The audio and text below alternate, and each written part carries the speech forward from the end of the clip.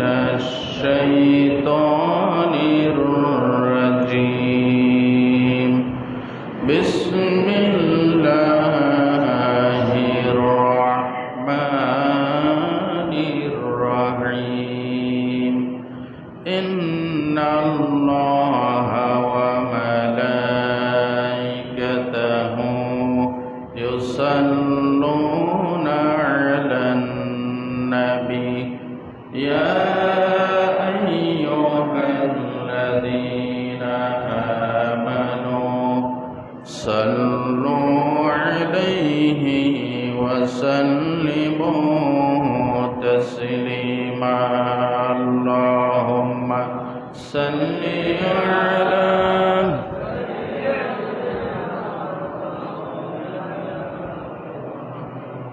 وعلى آل سيدنا بلغ العلا بكماله كشف الدجى بجماله حسنت جميع خصاله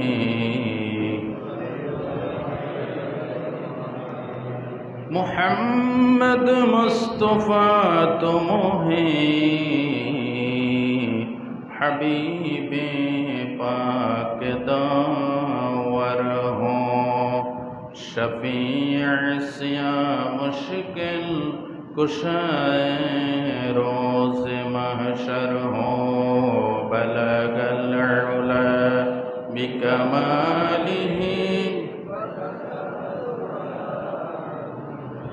حسنت جمیع خصاله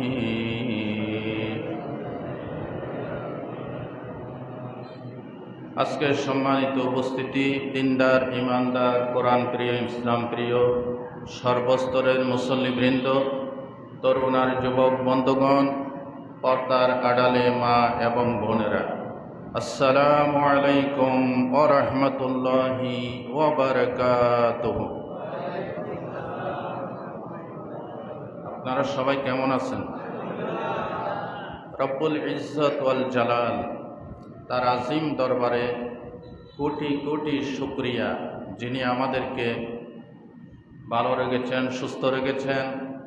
আল্লাহ পাকের আখেরি পয়গাম, আল্লাহ পাকের ঐশী বাণী, পবিত্র কোরআনে মাজিদ ফুরকানে হামিদের আলোচনা, পবিত্র হাদিস শরীফের আলোচনা শোনার জন্য আল্লাহ পাক আমাদেরকে একত্রিত হওয়ার তৌফিক দিয়েছেন। সকলে আবারও বলেন আলহামদুলিল্লাহ।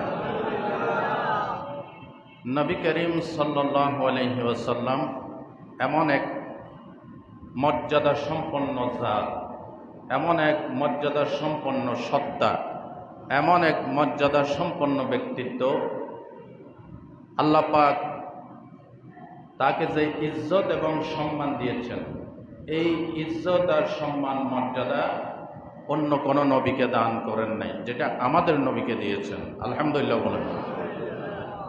নবীজিকে আল্লাহ এত মর্যাদা দিয়েছেন, নবীজি যে কোনো দোয়া, যে কোনো লোকের জন্য নেক দোয়া করলে সেটাও আল্লাহ পাক কবুল করে নেন। আবার যে কোনো লোকের জন্য ঘটনাক্রমে যদি অভিশাপ দেন, বদদোয়া করেন, সেটাও আল্লাহ পাক কবুল করে নেন। নবীজিকে আল্লাহ পাক এই পরিমাণ পাওয়ার দিয়েছেন। নবী হচ্ছে শারে, লেজিসলেটিভ পাওয়ার, শরীয়ত প্রণেতা। আল্লাহ যেটা হালাল করেছেন সেটাও যেমন হালাল, নবীজি যেটা হালাল বলেছেন সেটাও হালাল। আলহামদুলিল্লাহ বলেন। আল্লাহ যেটাকে হারাম করেছেন সেটা যেমন হারাম, মুহাম্মদ সাল্লাল্লাহু আলাইহি ওয়াসাল্লাম যেটাকে হারাম করেছেন সেটাও হারাম। নবীজি কিছু কিছু ব্যক্তির জন্য দোয়া করেছেন, নেক দোয়া, দোয়াগুলি আল্লাহর দরবারে কবুল হয়েছে। আবার কিছু কিছু লোকের জন্য তিনি বদদোয়া করেছেন, লানতের দোয়া করেছেন, অভিশাপ দিয়েছেন, সেগুলিও আল্লাহর দরবারে কি হয়েছে? কবুল হয়েছে। এর দু একটি ডকুমেন্ট হাদিস শরীফ থেকে আমি আপনাদের সামনে সংক্ষিপ্ত সময়ের ভিতরে দেওয়ার চেষ্টা করব ইনশাআল্লাহ। সাইয়েদনা আবু হুরায়রা বলেন না রাদিয়াল্লাহু তাআলা আনহু, তার নাম আপনারা সবাই শুনেছেন। সাইয়েদনা আবু হুরায়রা রাদিয়াল্লাহু তাআলা আনহু, তিনি নবী করিম সাল্লাল্লাহু আলাইহি ইসলামের বিশিষ্ট সাহাবী, সবচাইতে বেশি হাদিস বর্ণনাকারী। হযরত আবু হুরায়রার জন্য নবীজি দোয়া করেছেন। সুনান তিরমিজির বর্ণনায় আল্লাহর নবী বলেছেন, হযরত আবু হুরায়রা এসে বললেন, ইয়া রাসূলুল্লাহি আসমা'ু মিনকা আশিয়া'আন ফামা আহফাজুহা। হে রাসূল, আপনার থেকে আমি অনেকগুলি হাদিস শুনতে পাই, কিন্তু মুখস্থ রাখতে পারি না, স্মৃতিশক্তি দুর্বল। আল্লাহর নবী বললেন, ক্বালা উবসুতু রিদাআকা ফাবাসাতু ফাহাদ্দাসা হাদিসান কাসীরান ফামা নাসিতু শাইআ। হযরত আবু হুরায়রা বলেন, আল্লাহর নবী বললেন, আবু হুরায়রা তুমি তোমার চাদরখানা বিছায় দাও। হযরত আবু হুরায়রা নিজের চাদর বিছায় দিলেন। বিছায় দেওয়ার পর আল্লাহর নবীজি যতগুলি হাদিস বর্ণনা করেছেন সবগুলি যখন বর্ণনা হয়ে গেল, হযরত আবু হুরায়রা বলেন, ফাজামা'তুহা ইলা সাদরি। এই চাদরখানা আমি নিজের বুকের সাথে জড়াইয়ে ধরলাম। অতঃপর নবীজি যত হাদিস বর্ণনা করেছেন আমার মৃত্যু পর্যন্ত একটি হাদিসও আমি ভুলে যাই নাই। আল্লাহু আকবার বলেন। বিশ্বনবী আবু হুরায়রার জন্য এইভাবে দোয়া করেছেন। নবীজির দোয়ার বরকতে পবিত্র হাদিস শরীফ যারা বর্ণনা করেছেন তাদের ভিতরে মুফাসসিরিন রাবি, সবচাইতে বেশি হাদিস বর্ণনাকারী সাহাবীদের ভিতরে নাম্বার 1 হচ্ছে হযরত আবু হুরায়রা। সুবহানাল্লাহ বলতে ইচ্ছে করে না?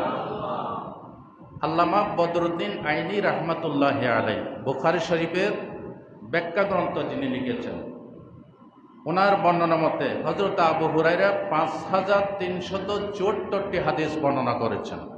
আল্লাহু আকবার বলেন। দ্বিতীয় নম্বরের সবচেয়ে বেশি হাদিস বর্ণনা করেছেন হযরত আম্মা জান আয়েশা সিদ্দিকা রাদিয়াল্লাহু তাআলা আনহা, তিনি 2210টি হাদিস বর্ণনা করেছেন। হযরত আবু হুরায়রা নবীর কাছে দোয়া চাইলেন, নবীজি এমন দোয়া করলেন, আবু হুরায়রা বলেন, ফাওয়াল্লাযী বা'আসাহু বিল হক। আল্লাহ নবীকে নবী হিসেবে পাঠিয়েছেন, সেই আল্লাহর জাতের কসম করে বলছি, মা নাসিতু মিন মাকালাতিহি তিলকা ইলা ইয়াউমি হাযা। নবীজি যেদিন থেকে আমাকে হাদিস শিখাইলেন সেদিন থেকে আজকের দিন পর্যন্ত, আবু হুরায়রা বলছেন, আজকের দিন পর্যন্ত একটি হাদিসও আমি ভুলে যাই নাই। দোয়া করেছেন কে? মুহাম্মাদুর সাল্লাল্লাহু আলাইহি ওয়াসাল্লাম। দেখেন, শুধু আবু হুরায়রার জন্য নয়, আবু হুরায়রার মার জন্য নবীজি দোয়া করেছেন। আবু হুরায়রা প্রতিদিন নবীর দরবারে আসতেন, এমনকি তিনি মসজিদে নববীর সেহেনে একটি জায়গা ছিল, ওই জায়গাতে তিনি পড়ে থাকতেন। খাদ্য খাবার আসলে খাইতেন, আর না হয় খাইতেন না। আবু হুরায়রার মা ছিল মুশরিকা, বেদিন, তখনও কালেমা পড়ে নাই। তিনি আবু হুরায়রাকে প্রতিদিন গালিগালাজ করতেন, বকাঝকা দিতেন যে মুহাম্মদের দরবারে কেন যাও। একদিন সাইয়েদুনা আবু হুরায়রা রাদিয়াল্লাহু তাআলা আনহু রাসূলুল্লাহর দরবার থেকে যাইতে বেশ রাত করে ফেললেন। রাত দুপুর গড়িয়ে গেছে। মাকে ডাক দিলেন, মা দরজা খুললেন, বললেন, আবু হুরায়রা, এত রাত পর্যন্ত তুমি কোথায় ছিলে? আবু হুরায়রা বলেন, ইয়া রাসূলুল্লাহি, আম্মা জান, আমি এমন এক দরবারে গিয়েছি যে দরবারে চুমু দিতে পারলে জীবন ধন্য হয়ে যায়। সে মুহাম্মদ সাল্লাল্লাহু আলাইহি ওয়াসাল্লামের দরবারে গিয়েছি। আমার মা আল্লাহর নবীর কথা শোনার সাথে সাথে রাগে অগ্নিশর্মা হয়ে গেলেন। আমাকে আচ্ছা ধরে তিনি পানিশমেন্ট করলেন, আর নবীজি সম্পর্কে অশ্রাব্য ভাষায় গালিগালাজ করলেন। আমি কাঁদতে কাঁদতে গভীর রাত্রে আল্লাহর নবীর দরবারে এসে বললাম, ইয়া রাসূলুল্লাহ, আমি আপনার দরবার থেকে যাইতে দেরি করেছিলাম, আমার মা আপনার নাম শুনে আমাকে অশ্রাব্য ভাষায় গালিগালাজ করলেন। হযরত রাসূল বলেন, আবু হুরায়রা, তুমি এখন কি বলতে চাও? বলে, ইয়া রাসূলুল্লাহ, আমি জানি আপনি মুস্তাজাবুদ দাওয়াত, আপনি দোয়া করলে কবুল হয়। আপনি মেহেরবানি করে আমার আম্মার হেদায়েতের জন্য দোয়া করে দেন। আল্লাহর নবী দুইখানা হাত তুললেন, বললেন, আল্লাহুম্মা ইহদি উম্মা আবি হুরায়রা, আয় আল্লাহ, তুমি আবু হুরায়রার মাকে হেদায়েত দাও। নবীজি এইভাবে দোয়া করতেছেন, আর দোয়ার ভিতরে নবীজিকে রেখে আবু হুরায়রা বলেন, ফাখারাজতু মুস্তাবশিরান বিদাওয়াতিন নবী সাল্লাল্লাহু আলাইহি ওয়াসাল্লাম। নবীকে দোয়ার ভিতরে রেখে হযরত আবু হুরায়রা বাড়ির দিকে দৌড়াইতেছে। কয়েকজন সাহাবী দেখে বললেন, ব্যাপার কি? আবু হুরায়রা ভদ্র মানুষ, নম্র মানুষ, কখনো দৌড় দেয় না, লাভ দেয় না, মনে হয় কিছু বিপদ হয়ে গেছে। পিছন দিক থেকে কয়েকজনের জামা টেনে ধরেছে, বলে, আবু হুরায়রা কই যাও? বলে, আমার জামা ছেড়ে দাও, আমি বাড়ি গিয়ে দৌড়াই দেখতে চাই আমি কি আগে বাড়ি পৌঁছাইলাম নাকি। বাড়ি পৌঁছার আগে আল্লাহর হাবিবের দোয়ার শাজিমে পৌঁছে গিয়েছে। আবু হুরায়রা বলেন, দৌড়াইতে দৌড়াইতে ঘরে গিয়ে নক করলাম। ভিতরে আমার আম্মা ভিতর থেকে কোমল কণ্ঠে আওয়াজ দিয়ে বললেন, বাবা আবু হুরায়রা, একটু অপেক্ষা কর, আমি দরজা খুলছি। ভিতর থেকে আমি পানির আওয়াজ শুনতে পেলাম, মনে হয় আম্মা গোসল করতেছেন। আম্মার গোসল শেষে দরজা খুলে দিলে পরে বললেন, আবু হুরায়রা, তোমাকে মারার পর আমি বড্ড অনুতপ্ত হয়েছি, লজ্জিত হয়েছি, শর্মিন্দা হয়েছি। আমার ছেলে তো কোনো খারাপ জায়গায় যায় নাই, মুহাম্মদের দরবারে গিয়েছে, বিশ্বের সবচাইতে শ্রেষ্ঠ মানুষ।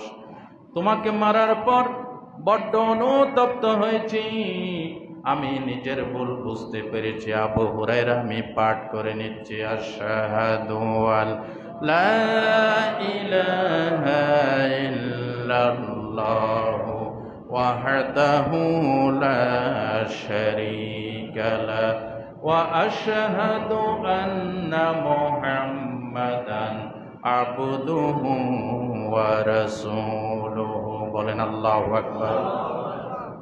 নবীর দোয়া কবুল হয়ে গেছে। হযরত আবু হুরায়রা বলেন, আমি নবীর দরবারে গিয়ে বললাম, ইয়া রাসূলুল্লাহ, আপনি যে আমার মায়ের জন্য দোয়া করেছেন, আমার আম্মা কালেমা পড়ে মুসলমান হয়ে গিয়েছে, আপনি আরেকটি দোয়া করেন, আমাকে, আমার মাকে যেন সকলে ভালোবাসে। আল্লাহর নবী দোয়া করলেন, বুখারীর হাদিস, আল্লাহুম্মা হাব্বিব আবা হুরায়রাতা ওয়া উম্মাহু মিন জামিলাইকাল মুমিনিন। আয় আল্লাহ, সমস্ত মুমিনদের কাছে আবু হুরায়রা এবং আবু হুরায়রার মাকে তুমি ভালোবাসার পাত্র বানিয়ে দাও। আবু হুরায়রা বলেন, আমাদের মৃত্যু পর্যন্ত এমন কোন লোক ছিল না যারা আমাদেরকে কম বেশি ভালোবাসা দেয় নাই। সুবহানাল্লাহ বলতে ইচ্ছে করে। দোয়াকার আল্লাহ। দোয়া করেছেন কে? মুহাম্মাদুর সাল্লাল্লাহু আলাইহি ওয়াসাল্লাম। কবুল করেছেন কে? আল্লাহ। বুঝে শুনে জবাব দিয়েন, আন্তাজে জবাব দিয়েন না। দেখেন, আল্লাহ রাসূল দোয়া করেছেন, সাথে সাথে কবুল হয়ে গেছে। 2 নম্বরে হযরতে আনাস বিন মালিক রাদিয়াল্লাহু তাআলা আনহু, ইনার জন্য দোয়া করেছেন নবীজি। হযরতে আনাসের বয়স যখন 10 বছর, তখন তার মা উম্মে সুলাইম বিনতে মিলহান রাদিয়াল্লাহু তাআলা আনহা, তিনি এসে রাসূলের কাছে বললেন, আমার সন্তানকে আপনার খেদমতের জন্য দিয়ে গেলাম, আমার সন্তানের বয়স তো কম, ইয়া রাসূলুল্লাহ, আমার সন্তানের জন্য আপনি একটু আল্লাহর কাছে হাত তুলে দোয়া করেন। হাদিস, সুনান তিরমিজির বর্ণনা। আল্লাহর নবী হাত তুলে দোয়া করলেন, আল্লাহুম্মা বারিক মালাহু ওয়া ওয়ালাদাহু ওয়া বারিক ফীমা আ'তাইতাহু। রব্বুল আলামিন, তুমি আনাসের মাল সম্পদে বরকত দাও, আনাসের সন্তানাদিতে বরকত দাও, আনাসকে তাদের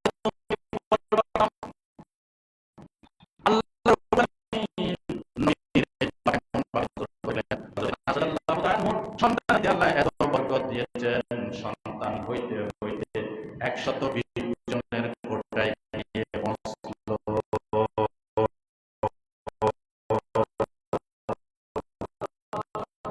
আল্লাহ, আর আমরা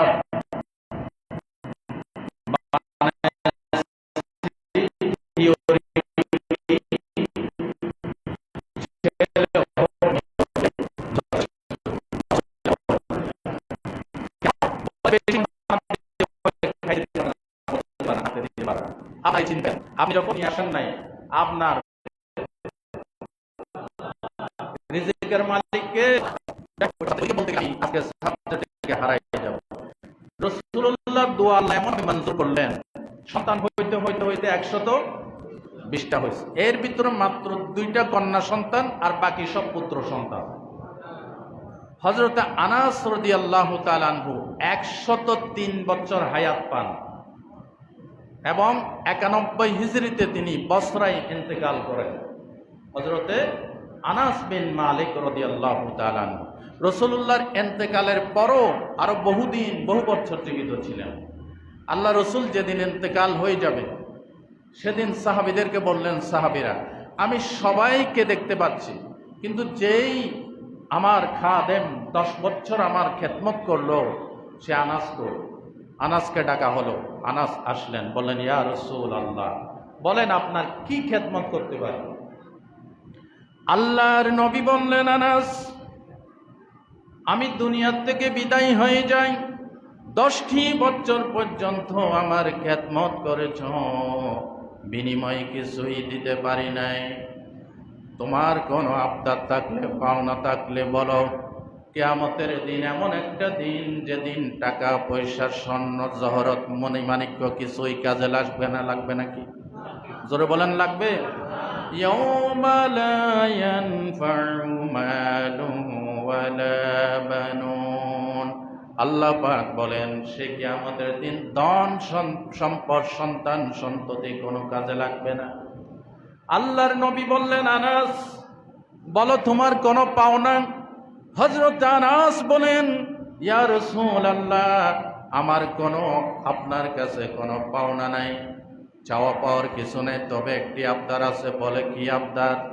হযরত আনাস কান্দেন, বলেন, ইয়া রাসূলুল্লাহ, 10টি বছর পর্যন্ত আপনার খেদমত করেছি, আমার তৃপ্তি মিটে নাই। রাসূল গো, জান্নাতের ভিতরে আমি আনাস আপনার খাদেম হতে চাই। কেমন ব্যবহারটি পেয়েছেন রাহমাতুল লিল আলামিনের কাছ থেকে, সুবহানাল্লাহ।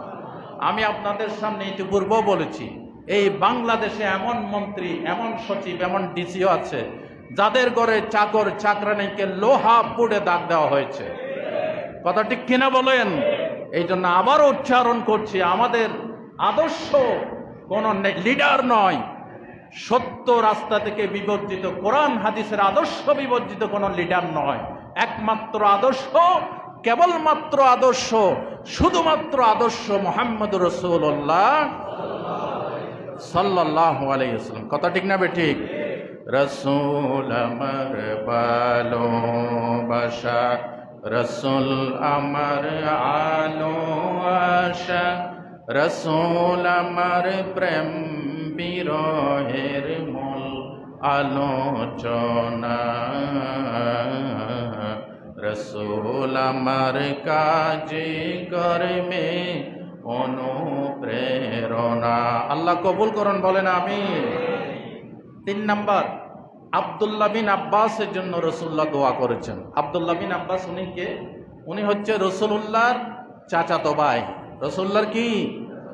আব্দুল্লাহ বিন আব্বাস। আব্বাস হচ্ছে রসুলের চাচা। আব্দুল্লাহ মানি আব্দুল্লাহ, বিন মানি ছেলে, আব্বাস মানি আব্বাসের ছেলে। রসুল্লাহর চাচাতো ভাই হচ্ছে আব্দুল্লাহ বিন আব্বাস। তিনার জন্য রসুল করিম সাল্লাল্লাহু আলাইহি ওয়াসাল্লাম দোয়া করেছেন। আব্দুল্লাহ বিন আব্বাসের জন্ম হয়েছে শিয়াবে আবি তালিবে। কথা খেয়াল করেন, রসুল্লাহকে যখন 3 বছর বন্দি করে রাখা হয়েছে, হয়েছে না? কথা বলে না, হয়েছে না? হয়েছে। শিয়াবে আবি তালিবে 3 বছর বন্দি করে রাখা হয়েছে। ওই 3 বছরে সেখানে আব্দুল্লাহ বিন আব্বাসের মাও সেখানে বন্দী ছিলেন। সেখানে বন্দিরত অবস্থায় শিয়াবে আবি তালিবের ভিতরে আব্দুল্লাহ বিন আব্বাসের জন্ম হয়েছে। জোরকান সুবহানাল্লাহ। খুব অল্প বয়সে তিনি ইসলাম কবুল করেন এবং রসুল্লাহ যখন ইন্তেকাল হয় তখন মাত্র 13 বছর বয়স আব্দুল্লাহ বিন আব্বাস। রসুল্লাহ তার জন্য কি দোয়া করেছেন দেখেন। রসুল করিম সাল্লাল্লাহু আলাইহি ওয়াসাল্লামের কাছে তার মা এসে আব্দুল্লাহ বিন আব্বাসকে কোলে নিয়ে, তিনি সবে মাত্র জন্ম লাভ করছে, এনে বললেন, ইয়া রাসূলুল্লাহ, আমার বাচ্চার জন্য দোয়া করেন। রসুল করিম সাল্লাল্লাহু আলাইহি ওয়াসাল্লাম নিজের তুতু মোবারক, লালা মোবারক বের করে তার ঠোঁটের ভিতরে জিহ্বাতে লাগাই দিলেন। জোরকান সুবহানাল্লাহ। সর্বপ্রথম রসুলুল্লাহর লালা থুতু মোবারক তার পেটের ভিতরে গেল, সেই সাথে তাকওয়া এবং হিকমত দিয়ে ভরপুর হয়ে গেল। জোরকান সুবহানাল্লাহ। আল্লাহ রসুল 2 হাত তুলে দোয়া করলেন, আল্লাহুম্মা ফাক্কিহহু ফিদ্দীন, আল্লাহুম্মা আল্লিমহু তা'বিল। আল্লাহ আব্বাসকে দ্বীনের পাণ্ডিত্য দিয়ে ভরপুর করে দাও, তাফসীরের জ্ঞান দিয়ে তাকে ভরপুর করে দাও। হযরত আব্দুল্লাহ বিন আব্বাস রাসূলুল্লাহর দোয়া পেয়ে এমন ভাবে ধন্য হয়ে গেলেন। হযরত আব্দুল্লাহ বিন আব্বাস তাফসীর জগতের সম্রাট হয়ে গেলেন। তাকে বলা হয় রাইসুল মুফাসসিরিন, সমস্ত তাফসীরদের কারকদের ভিতরে শ্রেষ্ঠ তাফসীর কারক। ভাই ও বন্ধুগণ, এই আব্দুল্লাহ বিন আব্বাস রাদিয়াল্লাহু তাআলা আনহু, তার জন্য রাসূল করিম সাল্লাল্লাহু আলাইহি ওয়াসাল্লাম আরেকটি দোয়া করেছিলেন। সেটা হচ্ছে হযরতে রাসূল করিম সাল্লাল্লাহু আলাইহি ওয়াসাল্লাম তিনি যখন মক্কা শরীফে যখন হিজরত করে এসেছিলেন, মক্কা শরীফে যখন বিদায় হজের ভাষণ দিয়েছেন, হজ আদায় করেছেন। এই হজ আদায় করার মাত্র কয়েকদিন আগে হযরতে আব্দুল্লাহ বিন আব্বাস ও রাসূল করিম সাল্লাল্লাহু আলাইহি ওয়াসাল্লামের সাথে ছিলেন। সুবহানাল্লাহ বলেন। এই লম্বা চড়া একটি ঘটনা, যাই হোক, এটা আমি বলবো না, দেরি হয়ে যাবে। রাসূল মাকবুল সাল্লাল্লাহু আলাইহি ওয়াসাল্লাম এই আব্দুল্লাহ বিন আব্বাসের জন্য এমন দোয়া করেছেন, যার ইন্তেকালের সময় আল্লাহ তাকে জান্নাতের শুভ সংবাদ দিয়েছেন। এত আস্তে বললেন সুবহানাল্লাহ। ইয়া আইয়াতুহান নাফসুল মুতমাইন্না ইরজিই ইলা রাব্বিকি রাদিয়াতাম মারদিয়া।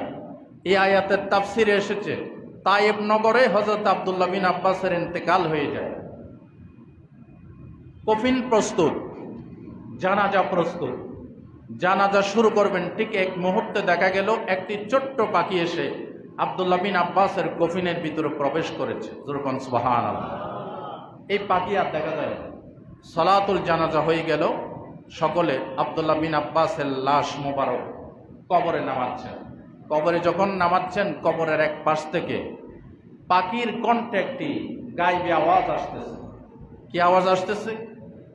তাফসিরে মাআরিফুল কোরআন, তাফসির ইবনে কাসির সহ অনেকগুলি তাফসিরে এই ঘটনা নকল করা হয়েছে। কবরের এক পাশ থেকে আসতেছে, ইয়া আইয়াতুহান নাফসুল মুতমাইন্না ইরজিই ইলা রাব্বিকি রাদিয়াতাম মারদিয়া ফাদখুলি ফি ইবাদি ওয়াদখুলি জান্নাতি। বলেন আল্লাহু আকবার। হে প্রশান্তময় আত্মা, তুমি আল্লাহর উপরে রাজি ছিলে, খুশি ছিলে, আল্লাহ তোমার প্রতি রাজি খুশি হয়ে গিয়েছে। আল্লাহর প্রতি আস্থাভাজন হয়ে সন্তুষ্ট চিত্তে আল্লাহর বান্দাদের ভিতরে জান্নাতের ভিতরে প্রবেশ করো। এই হচ্ছে আব্দুল্লাহ বিন আব্বাস। দোয়া পাইছেন কার? মুহাম্মদুর রাসূলুল্লাহ সাল্লাল্লাহু আলাইহি ওয়াসাল্লাম। শেষ বয়সে তিনি দৃষ্টিশক্তি হারিয়ে ফেলেন। হাদিস কেন? রসুলের কাছে যখন জিবরিল আমিন আসল সূরত নিয়ে আসতেন, আল্লাহু আকবার বলেন, জিবরিল আমিনের আসল সূরত দেখার ক্ষমতা পৃথিবীতে কারো, কিন্তু আব্দুল্লাহ বিন আব্বাস তিনি ছোট্ট ছিলেন, দুইবার দেখে ফেলেছেন।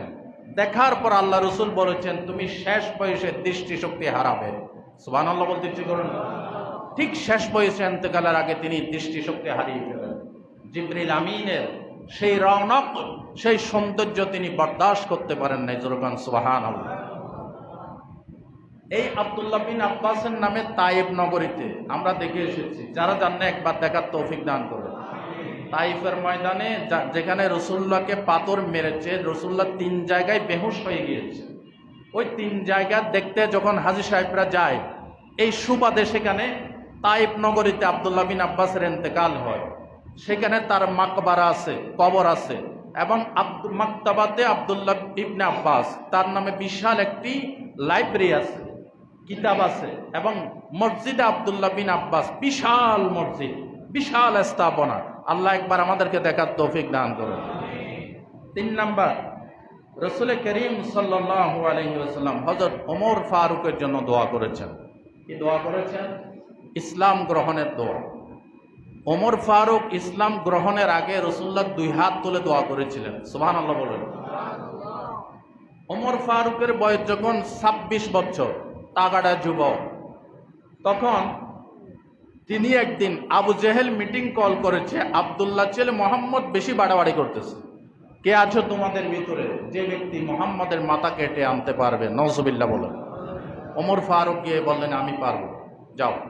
রাঙ্গা তরবারি নিয়ে দুপুর বেলায় রওনা হয়েছে, মোহাম্মদকে কোথায় পাওয়া যায়। প্রতিমধ্যে বন্ধু নুআইম ইবনে আব্দুল্লাহর সাথে সাক্ষাৎ। নুআইম বলল, বন্ধু ওমর কই যাও? আব্দুল্লাহ ছেলে মাথা কাটতে যায়। ঠিক আছে, আব্দুল্লাহ ছেলে মাথা কাটবে, ঠিক আছে, কিন্তু তুমি আব্দুল্লাহ ছেলে মাথা কাটার পর আব্দে মানাফ গোত্র মোহাম্মদের বংশ তোমাকে এমনি ছাড় দিবে বলে মনে করছো?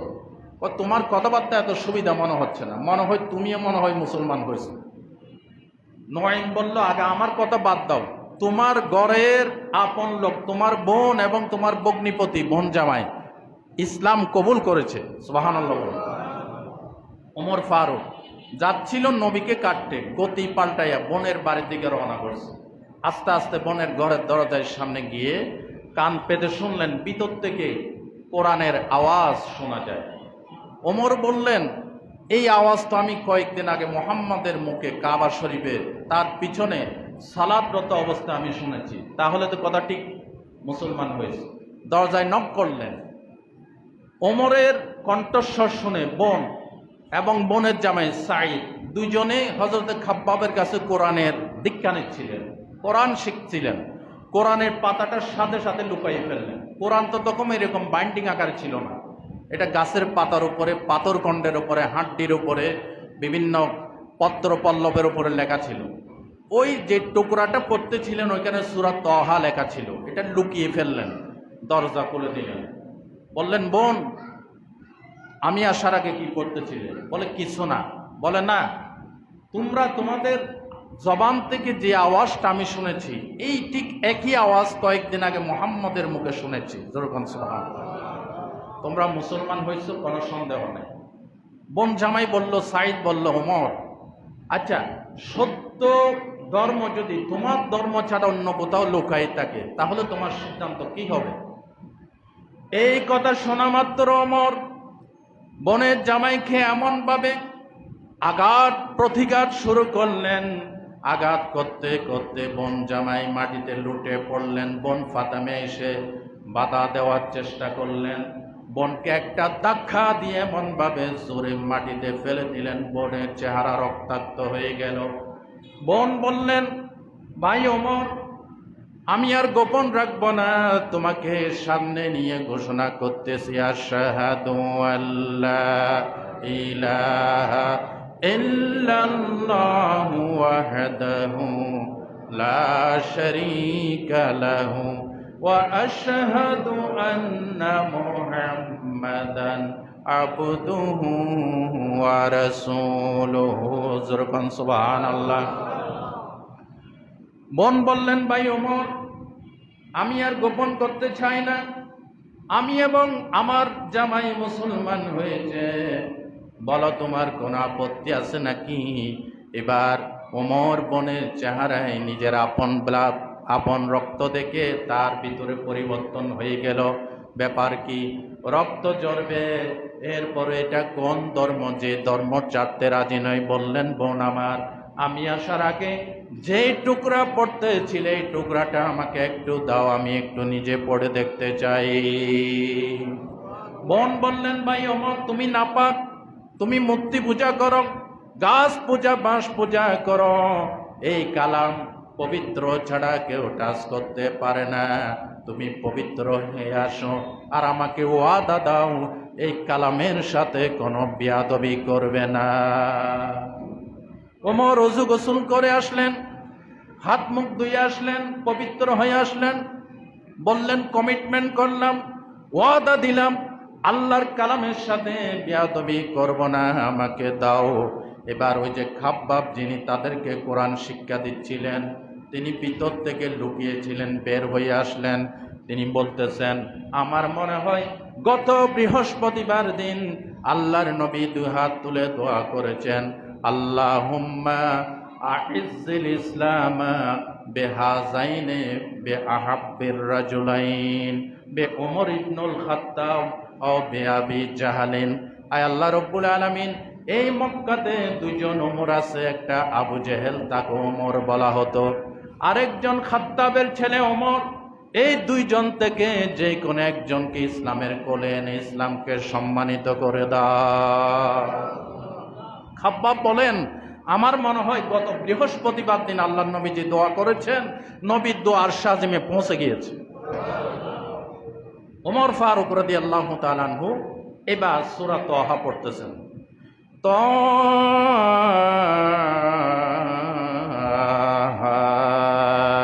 মা আনজালনা আলাইকাল কুরআনা লিতাশকা ইল্লা তাযকিরাতান লিমান ইয়াখশা।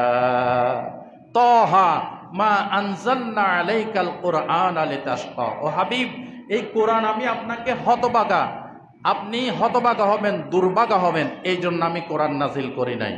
তানজিলাম মিম্মান খালাকাল আরদা ওয়াস সামাওয়াতিল উলা।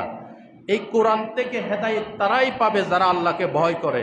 আসমান এবং সুউচ্চ জমিন, সুউচ্চ আসমান এবং জমিনের মালিক, তার পক্ষ থেকে কোরআন নাজিল হয়েছে। জোরকান সুবহানাল্লাহ। এই আয়াতে কারিমাগুলি একটা একটা পড়তেছে ওমর। আর ওমর কবি জ্ঞানী গুণী লোক ছিলেন, আরবি ভাষায় পণ্ডিত ছিলেন, পড়তেছে আর ওমর বলতেছে, আমার শরীর হিম শীতল বরফ হয়ে যাচ্ছে। আর মনে মনে চিন্তা করতেছেন, এই কালাম থেকে দূরে রাখার জন্য মক্কার কুরাইশরা, কাফেররা প্রাণান্তকর চেষ্টা করতেছে এই কালাম থেকে দূরে রাখার জন্য। এক পর্যায়ে সূরা তাহা পড়তে পড়তে ওমরের জ্ঞানের চক্ষু খুলে গেল, বিবেক শক্তি জাগ্রত হয়ে গেল। জোরকান সুবহানাল্লাহ। ওমর বললেন, বোন ফাতেমা, মোহাম্মদ এখন কোথায় আছে? বলে, সাফা পাহাড়ের পাদদেশে দারুল আরকাম, হযরত আরকাম রাদিয়াল্লাহু তাআলা আনহুর ঘরে তিনি অবস্থান করছেন। ওমর রাঙ্গা তরবারি নিয়ে বোন এবং বোনের জামাইকে নিয়ে সেখানে ছুটলেন। আরকাম রাদিয়াল্লাহু তাআলা আনহু ঘরের দরজা বন্ধ ছিল। উঁকি ঝুঁকি মেরে ভিতর থেকে কয়েকজন সাহাবী দেখতে পেলেন ওমর আসতে রাঙ্গা তরবারি নিয়ে। ওমরের ইসলাম গ্রহণের 3 দিন আগে লৌহ মানব হযরত আমির হামজা ইসলাম গ্রহণ করে। জোরকান সুবহানাল্লাহ। ঘরের ভিতরে আমির হামজা পাহারা দিচ্ছিলেন। আমির হামজা বললেন, তাকে আসতে দাও, কোনো বদনিয়তে যদি আসে তরবারি দিয়ে ফয়সালা হবে, আর নেক নিয়তে আসলে ওয়েলকাম, দরজা খুলে দাও, তাকে আসতে দাও। ঠিক সেই মুহূর্তে নবীজির উপর ওহী নাজিল হচ্ছিল। ভালো করে বলেন সুবহানাল্লাহ। নবীজির উপর ওহী নাজিল সমাপ্ত হয়ে গেছে, দরজা খুলে দেওয়া হলো। ওমর আসলেন, নবীজি ওমরের তরবারিতে একটা টান মারলেন আর কোমরে একটু ঘোষা দিয়ে বললেন, ওমর এখন কি তোমার জীবনের মূল ভাঙবে না? ওমর তুমি যদি সত্য রাস্তায় ফিরে না আসো, উকবা ইবনে মুঈতের মতো তোমার উপর আল্লাহর গজব নাজিল হয়ে যাবে। আল্লাহু আকবার। ওমর রাদিয়াল্লাহু তাআলা আনহু বললেন, ইয়া রাসূলুল্লাহ, এই রাঙ্গা তরবারি দিয়ে আমি আপনার মাথা কাটতে আসছিলাম। রাসূল গো, আমার জেহালত, আমার অজ্ঞতার মাথা আমি কেটে টুকরা করে দিয়েছি, আমাকে মুসলমান বানিয়ে দেন। জোরকান সুবহানাল্লাহ। হযরত ওমর মুসলমান হয়ে গেলেন। হাদিস শরীফে এসেছে, ওমর যখন মুসলমান হলেন, আল্লাহর নবী এমন ভাবে নারায়ে তাকবীরের ধ্বনি তুললেন, নারায়ে তাকবীর, নারায়ে তাকবীর, নারায়ে তাকবীর। এটা মুসলমানদের প্রিয় স্লোগান, ঠিক কিনা বলেন? এক সময় এমন ছিল, নারায়ে তাকবীর আল্লাহু আকবার বললে জঙ্গি বলা হতো, মৌলবাদী বলা হতো। আজকে তারা কোথায়?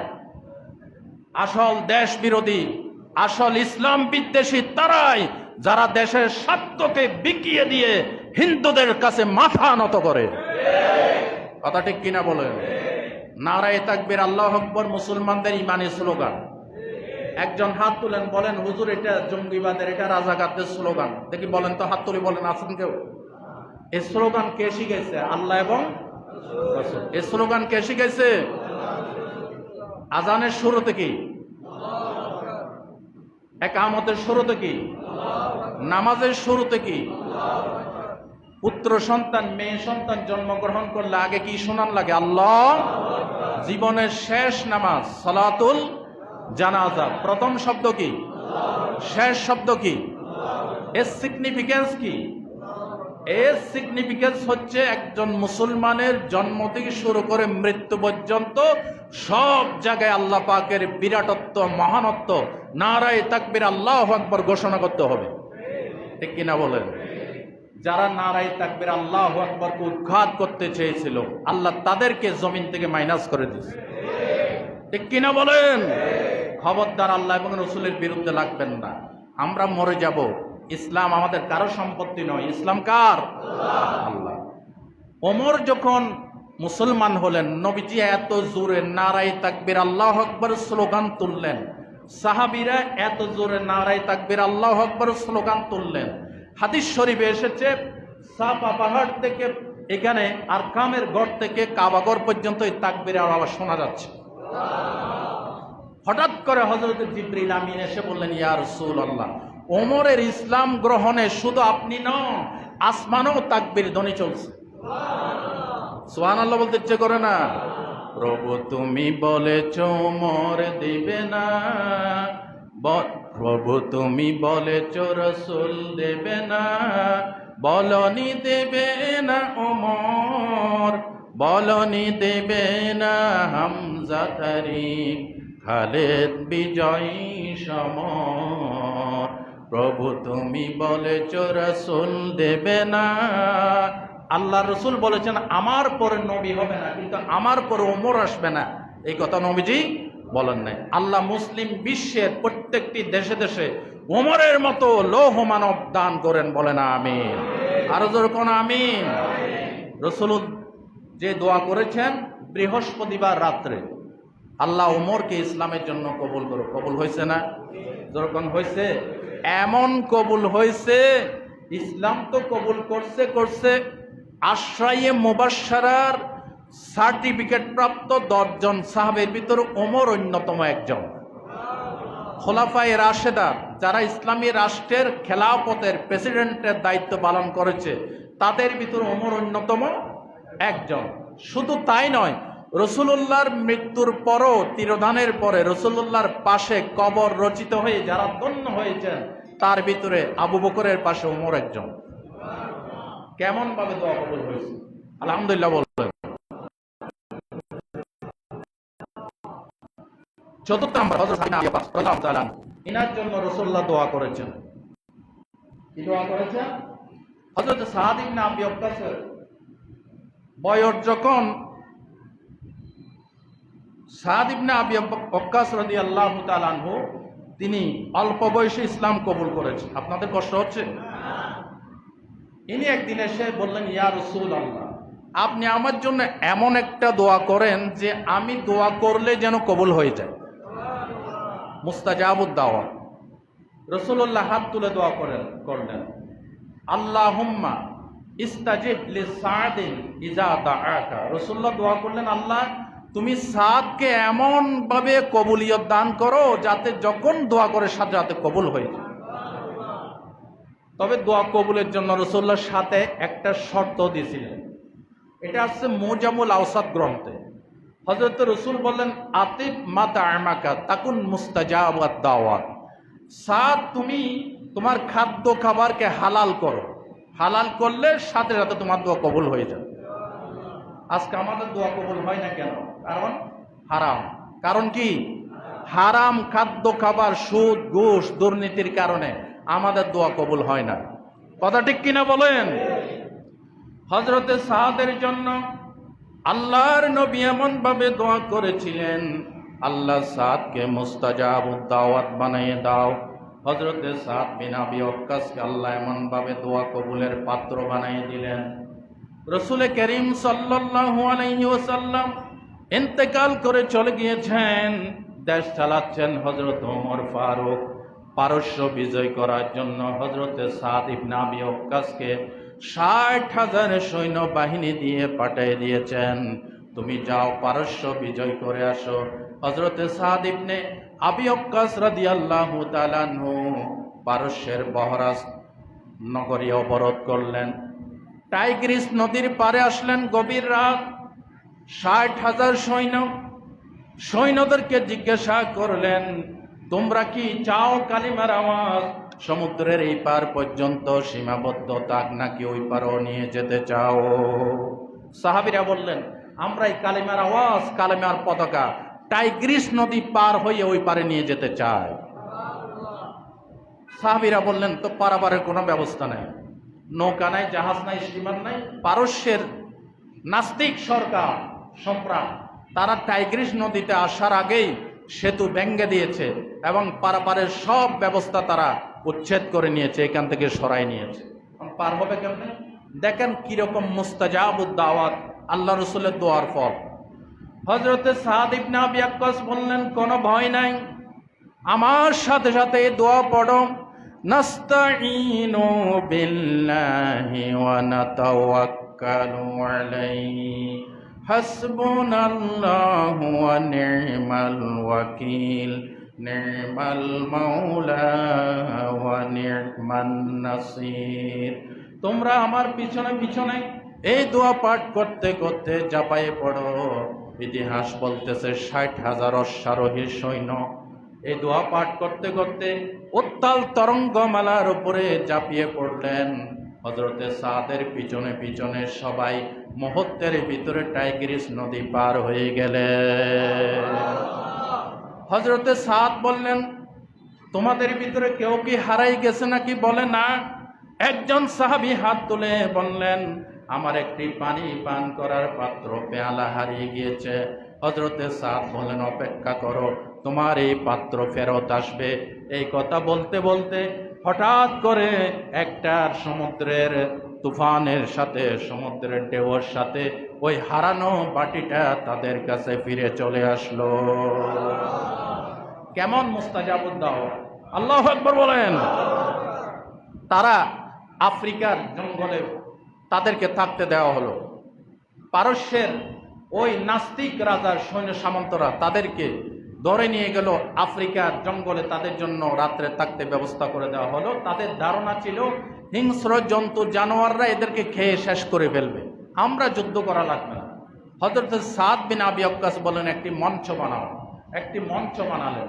মঞ্চ বানিয়ে তিনি মঞ্চের উপর দাঁড়িয়ে একটি বক্তব্য দিলেন। বললেন, ইয়া আইয়াতুহাল হাশারাতু ওয়াস-সিবাউ নাহনু আসহাবু রাসূলিল্লাহি সাল্লাল্লাহু আলাইহি ওয়াসাল্লাম ফাইন্না নাযিলুন ফারজিউ ফামান ওয়াজাদনাহু বাদাহু কাতালনাহু যুরবান সুবহান।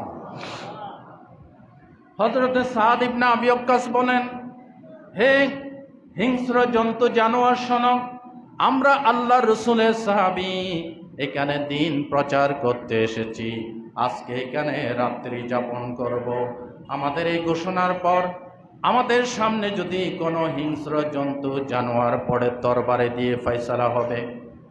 আফ্রিকার জঙ্গলি মানুষেরা এই বক্তব্য শুনে হাসতেছে, বলতেছে বেকুবের দল, মানুষের কথা কি জঙ্গলি প্রাণীরা শোনে নাকি? ইতিহাস বলছে হযরতে সাদের এই ঘোষণার পর বাঘের কাতারে বাঘ, সিংহের কাতারে সিংহ, সাপের কাতারে সাপ, যার যার ডিমার বাচ্চা মুখে করে কামড়ে আদরে সাহাবীদের এই এলাকা চড়ে অন্যত্র চলে গেল। আল্লাহু আকবার বলেন। মুস্তাজাবুদ দাওয়াত, যেটা বলে সেটা কবুল হয়। দোয়া করেছেন কে? মুহাম্মাদুর সাল্লাল্লাহু আলাইহি ওয়াসাল্লাম। শেষমেশ লম্বা ঘটনা, পারস্যের রাজা তিনি শ্বেত দালান, মণিমুক্তা, জহর যা ছিল এগুলি রেখে, তার বাংলাদেশে বলা হয় গণভবন, আর সে দেশে বলা হতো শ্বেত দালান। শ্বেত দালান ফেলে সে নিজের জান নিয়ে দেশ ছেড়ে পালিয়ে গেল। সুবহানাল্লাহ বলতে ইচ্ছে করে না? যুগে যুগে স্বৈরাচার যারা মানুষের উপর অত্যাচারের স্টিম রোলার চালায়, তারা তাওহীদপন্থীদের প্রতিরোধের মুখে নিজের বাড়ি ছেড়ে পালিয়ে যায়। এটা নতুন কোনো ইতিহাস নয়, যুগে যুগে স্বৈরাচারীদের এই পতন হয়েছে, ঠিক কিনা বলেন? সে তো দালান ছেড়ে পালিয়ে গেছে। হাদিস শরীফে ইতিহাসে এসেছে সেদিনটা ছিল জুমার দিন। কোন দিন? জুমার দিন। হযরত সাদ ইবনে আবি ওয়াক্কাস সৈন্যদেরকে নিয়ে শ্বেত দালানে প্রবেশ করে আজান দিয়েছে। বাংলাদেশে গণভবনে আজান হয় নাই, হয়েছে? আজানও হয়েছে, নামাজও। সুবহানাল্লাহ বলতে ইচ্ছে করে না? ঠিক সেদিন জুমাবারে শ্বেত দালানে আজান হয়েছে। হযরতে সাদ ইবনে আবি ওয়াক্কাস বললেন, এখানে আজকে আমরা বা জামাত জুমার সালাত আদায় করব, এবং জুমার সালাতের পরও 8 রাকাত সালাতুল ফাতহ বিজয়ের নামাজ আদায় করেছেন হযরতে সাদ ইবনে আবি ওয়াক্কাস রাদিয়াল্লাহু তাআলা। যাই হোক, বলতে বলতে অনেক দূরে চলে এসেছি। আল্লাহ রসুল দোয়া করেছিলেন, আল্লাহ সাদ যে দোয়া করবে সেটা যেন কবুল হয়। কবুল হয়েছে না? যেরকম হয়েছে না? আল্লাহ রসুলের দোয়ার ফল, যেরকম সুবহানাল্লাহ। আল্লাহ রসুল কারো জন্য বদদোয়া করলে সেটাও কি হয়? কবুল হয়। নবীজি ইচ্ছা করে জীবনে কারো জন্য বদদোয়া করেন নাই, তিনি হচ্ছেন রাহমাতুল লিল আলামিন। তবে কিছু ঘটনাক্রমে নবীজি কিছু লোককে অভিশাপ দিয়েছেন, বদদোয়া করেছেন। যেমন সহিহ আল বুখারীর হাদিস, রাসূলুল্লাহ হেরম শরীফে নামাজ আদায় করছিলেন, তখন মুসলমানদের সংখ্যা কম। আবু জেহেল এবং তার সাঙ্গপাঙ্গরা দূরে বসেছিলেন। রাসূলকে একা পেয়ে বললেন, কে আছো মুহাম্মদের উপর নির্যাতন করতে পারবে এই মুহূর্তে? উকবা ইবনে আবি মুঈদ, কাফেরদের লিডার, সে জবাইকৃত উটের বিশাল নাড়ি বুড়ি এনে নবীজি সিজদায় গিয়েছিলেন, সিজদারত অবস্থায় নবীজির কাঁধের উপর চাপিয়ে দিল। রাসূলুল্লাহ সিজদা থেকে মাথা তুলতে পারছেন না, রাসূলুল্লাহ সিজদায় পড়ে আছেন। এটা দেখে হযরতে মা ফাতেমাতুজ জহরা রাদিয়াল্লাহু তাআলা আনহা তিনি দৌড়াই আসলেন। দৌড়াই এসে রাসূলুল্লাহর মাথার উপর থেকে উটের নাড়ি বুড়ি সরাই দিয়েছেন। তখন বুখারীর হাদিস, আল্লাহ রসুল দুই হাত তুলে দোয়া করলেন, আল্লাহুম্মা আলাইকা বে কুরাইশ, আল্লাহুম্মা আলাইকা বে কুরাইশ বিসালাস মাররা। 3 বার বদদোয়া করলেন, আল্লাহ এই কুরাইশদের উপর তুমি গজব নাজিল করো, আল্লাহ এই কুরাইশদের উপর গজব নাজিল করো, আল্লাহ এই কুরাইশদের উপর গজব নাজিল করো। হাদিসের শেষের অংশ। এরপরে নবীজি নাম মেনশন করে বললেন, আল্লাহুম্মা আলাইকা বে আবি জাহলিন ওয়া আলাইকা বে উতবা ইবনে রবিয়া ওয়া উতবা ইবনে শাইবা ওয়া ওলীদ ইবনে মুগীরা ওয়া উমাইয়া ইবনে খালফ। এভাবে নাম ধরে ধরে 7 জনের নাম ধরলেন। কয়জনের? হাদিস বর্ণনাকারী হযরত আব্দুল্লাহ ইবনে মাসউদ বলছেন, আল্লাহর নামের কসম করে বলছি, লাকাদ রাআইতু আদ্দান নাবিয়্য সাল্লাল্লাহু আলাইহি ওয়াসাল্লাম সারআ ফিল কলিবে বে কলিবে বদর, রাওয়াহুল বুখারী। আল্লাহর নামের কসম করে বলি, আল্লাহর নবী যে 7 জনের নাম ধরে বদদোয়া করেছেন, বদরের দিন আমি বদরের কুফের ভিতরে এই 7 জনকে মরে কুকুরের মতে মরে পড়ে থাকতে আমি নিজের চোখে দেখেছি। সুবহানাল্লাহ বলতে ইচ্ছে করেন না? তাহলে কি বুঝাইলাম? রাসূলুল্লাহ দোয়া করলে সেটাও কবুল, বদদোয়া করলে।